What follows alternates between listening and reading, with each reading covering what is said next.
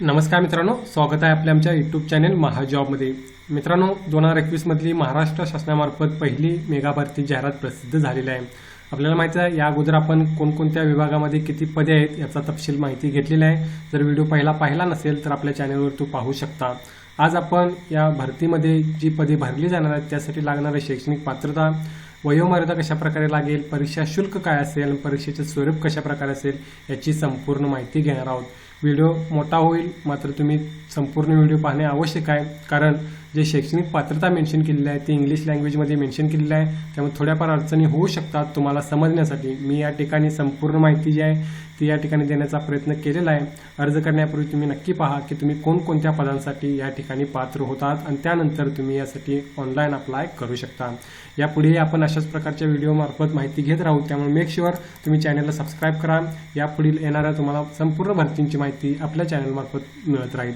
तर सर्वात अगोदर आपण बघूया मित्रांनो, आपल्याला माहिती आहे की जर तुम्हाला माहित नसेल तर महाराष्ट्र शासनामार्फत सार्वजनिक आरोग्य विभागामार्फत जाहिरात जी आहे ती प्रसिद्ध करण्यात आलेली आहे, ज्यामध्ये गट क संवर्गातील पदे सरळ सेवेने भरण्यात येणार आहे। सरळ सेवा अर्थ हे होतो मित्रांनो की एका एक्झामद्वारे तुमचं या ठिकाणी सिलेक्शन होतं, त्याला आपण सरळ सेवा म्हणतो। सरळ सेवेमार्फत रिक्त पदे या ठिकाणी भरली जाणार आहेत, ज्यामध्ये अर्ज भरण्याची मुदत जी असेल ती फक्त 15 दिवस त्यांनी ठेवलेली आहे। 6 तारखेपासून ऑनलाईन ॲप्लिकेशन सुरुवात झालेले आहेत।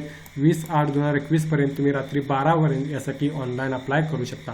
या गोष्टी आपल्याला माहित होत्या, मात्र यानंतर जे क्वालिफिकेशन पदांसाठी लागणार होतं ते माहीत नव्हतं, ते आपण आता या व्हिडिओमध्ये घेत आहोत डिटेलमध्ये माहिती करून।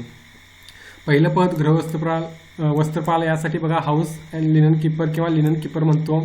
Has pass secondary school certificate SSC उत्तीर्ण असणे आवश्यक आहे। त्याचबरोबर त्यानंतर by divisional board under the Maharashtra secondary board अर्थात थोडक्यात SSC पास असणे आवश्यक आहे। आणि have precise experience in housekeeping मधला तुम्हाला एक्सपिरियन्स असणे गरजेचं आहे या पदासाठी अप्लाय करण्यासाठी। दुसरं पद आहे भांडार आणि वस्त्रपाल, यासाठी बघा अगेन SSC पास, त्यानंतर have pass government commercial certificate examination Marathi typing 30 words per मिनिटचं तुमच्याकडे सर्टिफिकेट असणे आवश्यक आहे। And have experience in accounts matter for at least 1 इयरचा तुमच्याकडे या ठिकाणी एक्सपिरियन्स असणे आवश्यक आहे। मी या ठिकाणी तुम्हाला मराठीत कन्वर्ट करून सांगत आहे, तरी तुम्हाला जर समज नसेल स्पेसिफिक पदासाठी क्वालिफिकेशन तर तुम्ही त्या पदाचं नाव कमेंट करून विचारा, मी त्याबाबत तुम्हाला त्या ठिकाणी मेन्शन करेन यासाठी लागणारं क्वालिफिकेशन मराठीमध्ये। तिसरं पद आपण बघूया कोणतं आहे, प्रयोगशाळा वैज्ञानिक अधिकारी। यासाठी बघा possessive degree bachelor of paramedical technology in laboratory और बॅचलर ऑफ सायन्स असणे आवश्यक आहे पॅरामेडिकल टेक्नॉलॉजीमध्ये, और possessive degree bachelor of science with physics and केमिस्ट्रीमध्ये तुम्ही बॅचलर ऑफ सायन्स झालेला असाल आणि डिप्लोमा तुमच्याकडे असेल सर्टिफिकेट इन लॅबमध्ये लॅबोरेटरीमध्ये तर तुम्ही इलिजिबल होता यासाठी अप्लाय करण्यासाठी। त्यानंतर प्रयोगशाळा वैज्ञानिक अधिकारी यासाठी जे पहिलं क्वालिफिकेशन आहे ते सेमच आहे, मात्र त्याचबरोबर senior field worker and temporary laboratory technicians जे काम करत आहेत working for not less than 180 days appointed by the joint director of health services असाल तर तुम्हाला या ठिकाणी जे आहे ते संधी मिळत आहे या पदांसाठी अप्लाय करण्यासाठी। प्रयोगशाळा वैज्ञानिक अधिकारी ही 2 पदे आहेत, ज्यामध्ये 70% एक पद आणि 30% पदे या ठिकाणी भरली जातील। प्रयोगशाळा सहाय्यक पदासाठी बघा यासाठी तुम्हाला बॅचलर डिग्री असणे आवश्यक आहे अगेन पॅरामेडिकल टेक्नॉलॉजीमध्ये इन लॅबोरेटरी और bachelor of science in paramedical technology in laboratory और possessive degree bachelor of science with physics and chemistry, bachelor of science तुमच्याकडे पदवी असेल फिजिक्स अँड केमिस्ट्री या विषयासह आणि डिप्लोमाचं सर्टिफिकेट असेल लॅबोरेटरीमध्ये तर तुम्ही अप्लाय करू शकता। तिसऱ्या आणि चौथ्या पदासाठी जवळपास सेमच क्वालिफिकेशन ठेवलेलं आहे। पुढचं पद आहे क्षय तंत्रज्ञ किंवा एक्सरे टेक्निशियन, यासाठी बघा डिग्री असणे bachelor of paramedical technology in रेडिओग्राफीमध्ये किंवा सायन्समध्ये इन पॅरामेडिकल टेक्नॉलॉजीमध्ये तुमची डिग्री असेल रेडिओग्राफीमध्ये और possessive degree of bachelor of science with physics and chemistry और बायोलॉजी असेल तर तुम्ही यासाठी अप्लाय करू शकता। त्याचबरोबर तुमच्याकडे डिप्लोमा सर्टिफिकेट असणे आवश्यक आहे रेडिओग्राफीमध्ये। थोडक्यात रेडिओग्राफीमध्ये डिग्री असेल किंवा सायन्समधली डिग्री असेल आणि त्याचबरोबर तुमच्याकडे सर्टिफिकेट असेल रेडिओग्राफीमधलं तर तुम्ही अप्लाय करू शकता। रक्तपेढी तंत्रज्ञ यासाठी बघा अगेन पॅरामेडिकल डिग्री टेक्नॉलॉजीमध्ये तुमच्याकडे डिग्री असणे आवश्यक आहे इन ब्लड ट्रान्समिशन और bachelor of science in paramedical technology in blood transmission. त्याचबरोबर possessive degree of bachelor of science with physics and chemistry और बायोलॉजी या विषयाचं तुमच्याकडे सायन्स डिग्री असेल आणि डिप्लोमा सर्टिफिकेट असेल ब्लड ट्रान्समिशनमधलं तर तुम्ही यासाठी इलिजिबल होता अप्लाय करण्यासाठी। औषध निर्माण अधिकारीसाठी 10वी उत्तीर्ण, त्यानंतर डिप्लोमा फार्मसीमध्ये और फार्मसीमध्ये ऑफ स्टॅच्युटरी युनिव्हर्सिटी और तुमच्याकडे बी फार्मसी सर्टिफिकेट असेल और एम फार्मसी सर्टिफिकेट असेल तरी तुम्ही इलिजिबल होता औषध निर्माण अधिकारी पदासाठी अप्लाय करण्यासाठी।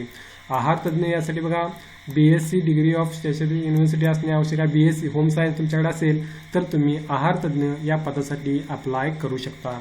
पुढचं ECG तंत्रज्ञ यासाठी अगेन जो आपण पहिला बघितलं ज्यामध्ये तुमच्याकडे एकतर पॅरामेडिकल टेक्नॉलॉजीमध्ये डिग्री असणे आवश्यक आहे. कार्डिओलॉजीमध्ये नसेल तर तुमच्याकडे सायन्समधली डिग्री आहे आणि त्यानंतर तुमच्याकडे डिप्लोमा सर्टिफिकेट असेल कार्डिओलॉजीमध्ये तर तुम्ही अप्लाय करू शकता. डेंटल मेकॅनिकसाठी बघा यासाठी हायर सेकंडरी स्कूल सर्टिफिकेट तुमच्याकडे असणे आवश्यक आहे. HSC 12वी उत्तीर्ण त्यानंतर डेंटल मेकॅनिक कोर्स कंडक्ट जो केलेला असणार आहे डेंटल कॉलेजमार्फत तो तुम्हाला पास होणे आवश्यक आहे. ॲट बॉम्बे और नागपूरला जे कॉलेज आहे त्यांच्यामार्फत पास झालेला कोर्स असेल तर तुम्ही अप्लाय करू शकता. डायलिसिस तंत्रज्ञासाठी possesses bachelor degree of university in science with physics chemistry और बायोलॉजी आणि DMLT तुमचा एक कोर्स असणे आवश्यक आहे या पदासाठी अप्लाय करण्यासाठी. अधिपरिचारिका शासकीय 50% यामध्ये बघा are qualified nurse having general nursing and midwifery diploma recognise by Indian nursing council. तुमच्याकडे जर क्वालिफाईड नर्स असेल आणि मिडवायफरी नर्सिंग डिप्लोमा असेल तर अप्लाय करू शकता. किंवा बेसिक BSc नर्सिंग डिग्री असेल तरी तुम्ही एलिजिबल होता अप्लाय करण्यासाठी. या व्यतिरिक्त त्यांनी सांगितलेलं आहे की BSc फ्रॉम ओपन युनिव्हर्सिटीमधून केलेला असेल तरी तुम्ही या पदांसाठी अप्लाय करू शकता. एलिजिबल होता या ठिकाणी अधिपरिचारिका पदांसाठी अप्लाय करण्यासाठी. पुढचं पद आहे दूरध्वनी चालक यासाठी सेकंडरी 12वी उत्तीर्ण या व्यतिरिक्त कोणताही क्रायटेरिया नाही तुम्ही पदासाठी अप्लाय करू शकता. वाहन चालक पदासाठी बघा तुमच्याकडे ड्रायव्हिंग लायसन्स असणे आवश्यक आहे हेवीचं. त्यानंतर ॲटलिस्ट तुम्ही या ठिकाणी बघू शकता 4थी उत्तीर्ण त्यांनी स्टँडर्ड मागितलेला आहे. या पदासाठी अप्लाय करण्यासाठी मराठी आणि हिंदी नॉलेजचं वर्किंग तुम्हाला असणे आवश्यक आहे. माहिती असणे आवश्यक आहे. मराठी हिंदी बोलता येणे आवश्यक आहे. त्यानंतर थोडेफार रिपेअर्स वगैरे करता येणं आवश्यक आहे. आणि 3 वर्षाचा एक्सपिरियन्स तुमचा लायसन मिळाल्यानंतरचा ग्राह्य धरला जाईल असं त्यांनी सांगितलेलं आहे. त्यानंतर शिंपीसाठी अगेन SCC उत्तीर्ण टेलरिंगमध्ये तुमच्याकडे ITI झालेला असेल किंवा institution recognise by government of इंडियामध्ये सर्टिफिकेट असेल तर तुम्ही या ठिकाणी अप्लाय करू शकता शिंपी पदासाठी. नळ कारागीर यासाठी आर लिटरेट म्हणजे तुम्हाला थोडेफार नॉलेज असणे आवश्यक आहे. तुम्ही शिक्षित असणे आवश्यक आहे. पजेसेस ॲटलीस्ट 2 वर्षाचा एक्सपिरियन्स इन द लाईन 2 वर्षाचा एकमध्ये एक्सपिरियन्स असणे आवश्यक आहे. आणि प्रेफरन्स अशा लोकांना देईल जे department of technical education Bombay for having completed the plumber course complete केला असेल त्यांना या ठिकाणी प्रेफरन्स मिळणार आहे. पुढचं काम सुतारकाम यासाठी बघा कार्पेंट्रीमधला तुमच्याकडे ITI सर्टिफिकेट असणे आवश्यक आहे पदासाठी अप्लाय करण्यासाठी. नेत्रचिकित्सा अधिकारी अगेन यामध्ये डिग्री असणे आवश्यक आहे. ऑप्टोमेट्रीमध्ये क्लिनिकल ऑप्टोमेट्रीमध्ये. त्यानंतर मनोवृत्ती सामाजिक कार्यकर्ता यासाठी पजेसे डिग्री आणि possess diploma of statutory university और institution recognise government of India in social science. थोडक्यात तुमच्याकडे ॲडिशनल क्वालिफिकेशनमध्ये असेल MA सोशल वर्क किंवा मास्टर डिग्री असेल सोशल वर्कमध्ये तर तुम्ही या सामाजिक कार्यकर्ता पदासाठी अप्लाय करू शकता.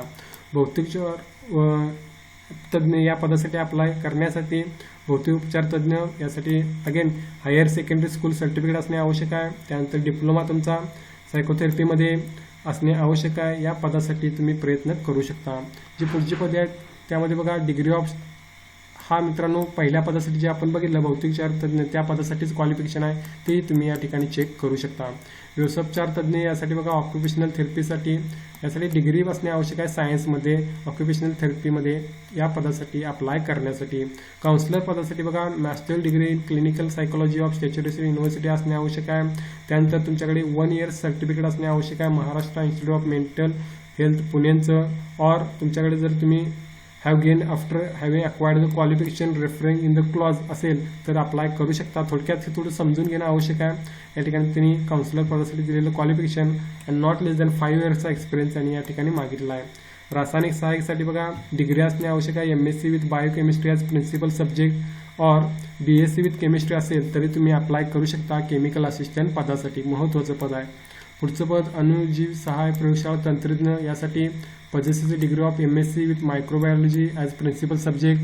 MSc मध्ये असणे डिग्री तुमच्या आवश्यक आहे ज्यामध्ये मायक्रोबायोलॉजी सब्जेक्ट असणे आवश्यक आहे. और BSc with microbiology as principal subject तुमच्याकडे असणे आवश्यक आहे. अवैद्यकीय सहाय्यक यासाठी बघा सेकंडरी स्कूल सर्टिफिकेट 12वी उत्तीर्ण त्यानंतर 6 मंथचा ट्रेनिंग कोर्स लेप्रोसीमध्ये असेल तर अप्लाय करू शकता.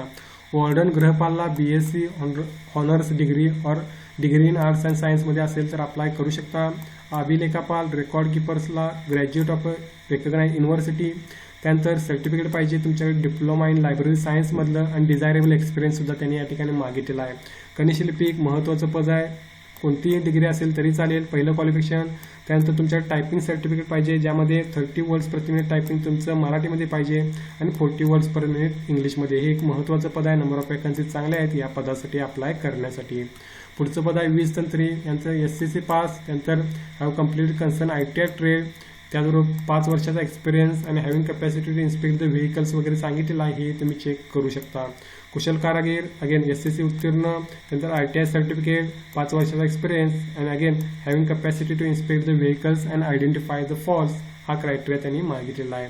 पुढचं पद वरिष्ठ तांत्रिक सहाय्यक. सेमच क्वालिफिकेशन आहे मित्रांनो. 10वी उत्तीर्ण. तुमच्याकडे मेकॅनिकल और ऑटोमोबाईलमधलं सर्टिफिकेट असणे, डिप्लोमा असणे आवश्यक आहे. 2 वर्षाचा एक्सपिरियन्स त्यांनी मागितलेला आहे. त्याचबरोबर capacity to inspect the vehicle म्हणजे थोडंफार तुम्हाला व्हेकल इन्स्पेक्शनचं नॉलेज असणे आवश्यक आहे असं सांगितलं आहे. कनिष्ठ तांत्रिक सहाय्यक, ज्युनियर टेक्निकल असिस्टंटसाठी 10वी उत्तीर्ण. ITI और equivalence institute recognise certificate, NCVT असेल तरी चालेल. अगेन 5 वर्षाचा एक्सपिरियन्स मागितलेला आहे आणि अगेन थोडंफार नॉलेज ज्यामध्ये तुम्ही व्हेकलचे डिफॉल्ट जे काय असतील ते तुम्हाला परमनंटली डिफेक्ट करता आली पाहिजे असं त्यांनी सांगितलं आहे. पुढचं पद आहे तंत्रज्ञ टेक्निकल HEMR. यासाठी सर्टिफिकेट असणे आवश्यक आहे. सेकंडरी स्कूल सर्टिफिकेट, 12वी उत्तीर्ण. त्यानंतर pass diploma either in biomedical और इलेक्ट्रिकल और इलेक्ट्रॉनिक्स इंजिनिअरिंगमध्ये असेल तरी चालेल. त्यानंतर 2 वर्षाचा एक्सपिरियन्स अगेन असणे आवश्यक आहे या पदासाठी अप्लाय करण्यासाठी. कनिष्ठ तांत्रिक सहाय्यक यासाठी बघा सेकंडरी स्कूल सर्टिफिकेट, 12वी उत्तीर्ण. त्यानंतर have pass diploma either in बायोमेडिकलमध्ये डिप्लोमा, इलेक्ट्रिकलमध्ये किंवा इलेक्ट्रॉनिक्समध्ये डिप्लोमा असेल तरी चालेल. 1 वर्षाचा एक्सपिरियन्स रिलेव्हंट फील्डमध्ये असेल तरी तुम्ही इलिजिबल होता या पदासाठी अप्लाय करण्यासाठी. त्यानंतर या ठिकाणी फुल time worker in hospital equipment असाल तर इलिजिबल होता या ठिकाणी तुम्ही या कनिष्ठ तांत्रिक सहाय्यक पदाला अप्लाय करण्यासाठी. पुढचं पद आहे दंत आरोग्य डेंटल हायजिनिस्ट. यासाठी 12वी उत्तीर्ण आणि have pass dental hygienist examination pass असणे आवश्यक आहे. सांख्यिकी अन्वेषक, स्टॅटिस्टिकल इन्व्हेस्टिगेटर, ग्रॅज्युएट असणे आवश्यक आहे. BSc मध्ये विथ मॅथ्स अँड स्टॅट्स और BCom असेल स्टॅट्ससह तरी अप्लाय करू शकता. BA असेल इकॉनॉमिक्समध्ये अँड स्टॅट्समध्ये तरी इलिजिबल होता अप्लाय करण्यासाठी. फोरमनसाठी 10वी उत्तीर्ण.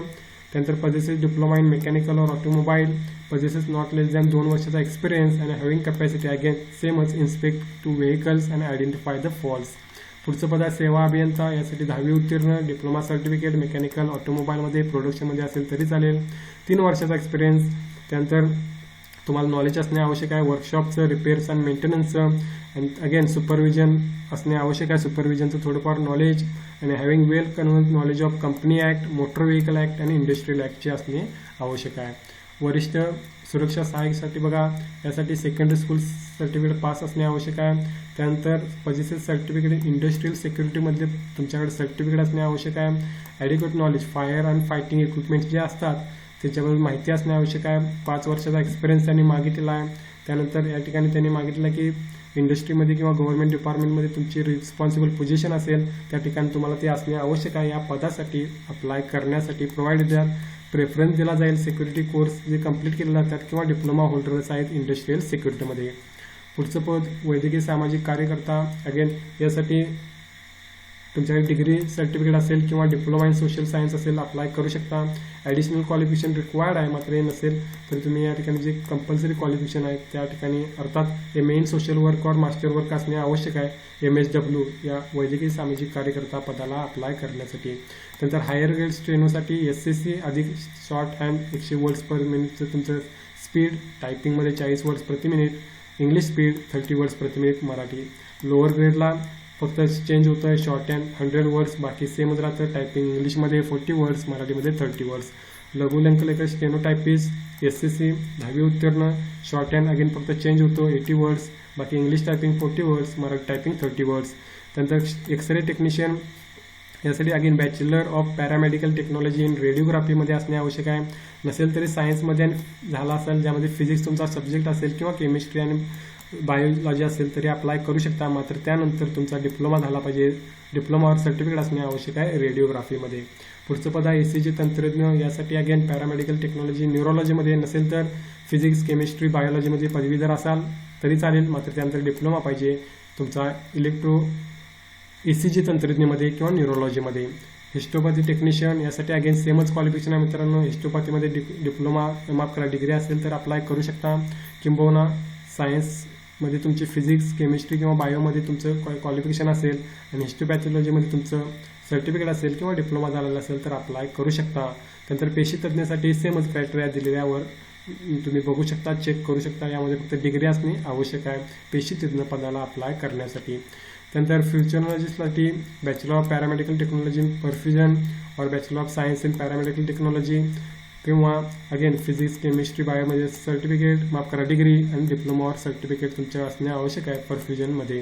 ग्रंथपालसाठी सर्टिफिकेट और डिप्लोमा इन लायब्ररी सायन्समध्ये असेल तर तुम्ही ग्रंथपाल पदाला अप्लाय करू शकता. वीज तंत्रीसाठी अगेन यासाठी डिप्लोमा और सर्टिफिकेट तुमचा इलेक्ट्रिकल ट्रेडमध्ये असेल किंवा NCTVT झाला असाल तर अप्लाय करू शकता. अँड हॅव पास द 10वी एक्झामिनेशन असणे पास तुमच्याकडे आवश्यक आहे वीज तंत्री पदाला या अप्लाय करण्यासाठी. गृहसहाय्यक यासाठी बघा SSC पास, या व्यतिरिक्त कोणताही क्रायटेरिया मागितलेला नाही. मोल्ड्रम तंत्रज्ञ किरणोपचार तंत्रज्ञासाठी अगेन सेमच क्वालिफिकेशन आहे मित्रांनो. रेडिओग्राफीमध्ये तुमचं पॅरामेडिकल टेक्नॉलॉजीमधून डिग्री असणे आवश्यक आहे, नसेल तर सायन्समधून झाले असेल तरी चालेल. मात्र त्यानंतर डिप्लोमा किंवा डिग्री सर्टिफिकेट तुमच्याकडे माफ करा डिप्लोमा किंवा सर्टिफिकेट असणे आवश्यक आहे रेडिओग्राफीमध्ये 52व्या पदासाठी अप्लाय करण्यासाठी. तर ही होती मित्रांनो पदांसाठी लागणारं क्वालिफिकेशन. अगेन मी थोडंसं या ठिकाणी तुम्ही बघितलं असेल 52 पदांचं क्वालिफिकेशन सांगितलेलं आहे. अगेन तुम्हाला यामध्ये काय डाऊट असतील तर तुम्ही कमेंट करून विचारू शकता. यापुढं यासाठी लागणारी एज लिमिट बघा. एज लिमिट या ठिकाणी भारतीय नागरिकत्व असणे आवश्यक आहे. 18 वर्ष मिनिमम एज लिमिट आहे. त्यानंतर 18 ते 38 वर्ष एज लिमिट राहील. मागाससाठी 18 ते 43 वर्ष एज लिमिट राहील. मागासवर्गीयांसाठी खेळाडू असाल तर 43 वर्ष, अंशकालीन कर्मचारी 45 वर्ष, भूकंपग्रस्त त्यानंतर प्रकल्पग्रस्त आणि दिव्यांग असाल तर 45 वर्ष. माजी सैनिकसाठी अगेन 38, 43 आणि 45 वर्ष या ठिकाणी एज लिमिट दिलेला आहे कॅटेगरी वाईज. जर तुम्ही प्रयोगशाळा वैज्ञानिक अधिकारी 30% अप्लाय करणार असाल तर यामध्ये चेंज होत आहे. 18 ते 40 वर्ष अमागास, 18 ते 43 वर्ष मागासवर्गीय, अगेन प्रावीण खेळाडू 43, अंशकालीन 55, भूकंपग्रस्त किंवा दिव्यांग किंवा प्रकल्पग्रस्त 45 आणि 38, 43, 45 माजी सैनिकांसाठी एज लिमिट ठेवलेला आहे. या ठिकाणी शेरा सुद्धा दिलेला आहे ज्यामध्ये काही गोष्टी मेन्शन केलेल्या आहेत त्याही तुम्ही रीड करू शकता. त्यानंतर यासाठी परीक्षेचे स्वरूप महत्त्वाचं आहे. यामध्ये बघा ज्या पदांसाठी शैक्षणिक अर्हता किमान पदवीधर आहे त्या पदांसाठी मराठी भाषा विषयक प्रश्न वगळता प्रश्नपत्रिकेतील सर्व प्रश्न इंग्लिशमध्ये राहतील, इंग्लिश मीडियममध्ये राहतील. गट क पदांकरता 100 प्रश्न असलेली 200 गुणांची OMR उत्तरपत्रिका पद्धतीने परीक्षा घेण्यात येईल असं त्यांनी सांगितलं आहे. म्हणजे MCQ टाईप क्वेश्चन तुमचे राहतील ज्यामध्ये 100 प्रश्न असतील, 200 गुणांची एक्झाम होईल. सदर परीक्षा प्रश्नपत्रिका एकूण 100 प्रश्नांची वस्तुनिष्ठ बहुपर्याय असतील ज्यामध्ये तुम्हाला 4 क्वेश्चन ऑप्शन मिळतील. प्रश्नपत्रिकेत प्रत्येक प्रश्नास 2 गुण ठेवण्यात आलेले आहेत. लिपिक वर्ग पदांकरता मराठी, इंग्लिश, सामान्य व बौद्धिक चाचणी या विषयांवरील एकूण 100 प्रश्नांकरता 200 गुणांची परीक्षा राहील. निम्न वैद्यकीय तांत्रिक संवर्गातील पदाकरता मराठी, इंग्लिश, सामान्य व बौद्धिक चाचणी या विषयांत एकूण 60 प्रश्नांकरता 120 गुणांची व पदासंबंधित विषयाकरता 40 प्रश्नांकरता 80 अशी एकूण 200 गुणांची एक्झाम तुमची राहणार आहे. वाहन चालक पदाकरता मराठी, इंग्लिश, सामान्य बौद्धिक चाचणी या विषयातील एकूण 60 प्रश्नांकरता 120 गुणांची व विषयाधारित 40 प्रश्नांकरता 80 गुण अशी एकूण 200 गुणांची एक्झाम होईल. व त्यानंतर व्यावसायिक चाचणी 40 गुणांची राहणार आहे. गट क संवर्गातील पदांकरता परीक्षेचा कालावधी 2 तासाचा राहणार आहे ज्यामध्ये तुम्हाला 100 क्वेश्चन अटेम्प्ट करायचे आहेत. महाराष्ट्रामध्ये विविध ठिकाणी एकाच वेळी एक्झाम होणार असणारे उमेदवारांनी कोणत्या कार्यालयाचा अर्ज करायचा हे उमेदवारांनी निवड करावी लागेल असंही त्यांनी सांगितलं आहे. त्याचबरोबर उपसंचालक आरोग्य सेवा परिवहन पुणे यांच्या आस्थापनेतील पदांकरता व्यावसायिक चाचणी परीक्षा देखील घेण्यात येईल हेही मेन्शन केलेलं आहे. सर्वात महत्त्वाचं म्हणजे यासाठी लागणारं परीक्षा शुल्क हे बघा ना परतावा परीक्षा शुल्क तुम्हाला या ठिकाणी फिलअप करावं लागत आहे. अमागास असाल तुम्ही ओपन कॅटेगरीमध्ये असाल तर 600 रुपये फॉर्म फी, मागासवर्गीय व EWS यांना 400 रुपये फॉर्म फी या ठिकाणी अप्लाय करण्यासाठी फॉर्म फिलअप करताना भरावे लागत आहे. उमेदवाराने एकापेक्षा अनेक पदांकरता अर्ज केले असल्यास प्रत्येक पदाकरता वेगळे शुल्क तुम्हाला भरावे लागेल. तुम्ही करू शकता अर्ज, मात्र असं होऊ नये मित्रांनो की एकाच दिवशी तुमची एक्झाम आली तर तुम्हाला कोणत्या तरी एकाच एक्झामला या ठिकाणी अप्लाय करता किंवा तुम्हाला ते अपियर होता येणार आहे. याबाबत मी नक्कीच एक नवीन व्हिडिओ घेऊन येईल ज्यामध्ये मी तुम्हाला सांगेन की कशा प्रकारे तुम्ही विविध पदांसाठी अप्लाय करू शकता जर इंटरेस्टेड असाल तर. आजच्या व्हिडिओमध्ये मित्रांनो सांगितलेली संपूर्ण माहिती आय होप तुम्हाला समजली असेल. अगेन तुम्हाला याबाबत काय डाऊट असतील तर तुम्ही कमेंट करून विचारू शकता. याची संपूर्ण माहिती तुम्हाला emahajab.com या वेबसाईटवर मिळून जाईल जिथे जाऊन तुम्ही ही नोटिफिकेशन डाउनलोड करून याबाबत अधिक माहिती घेऊ शकता. यापुढे तुम्हाला अशा प्रकारचे व्हिडिओ मिळतील. या भरतीबाबत अनेक व्हिडिओ तुम्हाला या चॅनलवर पण मिळतील. त्यामुळे मेक शुअर चॅनलला सबस्क्राईब करा, बेल आयकॉनवर क्लिक करा. धन्यवाद.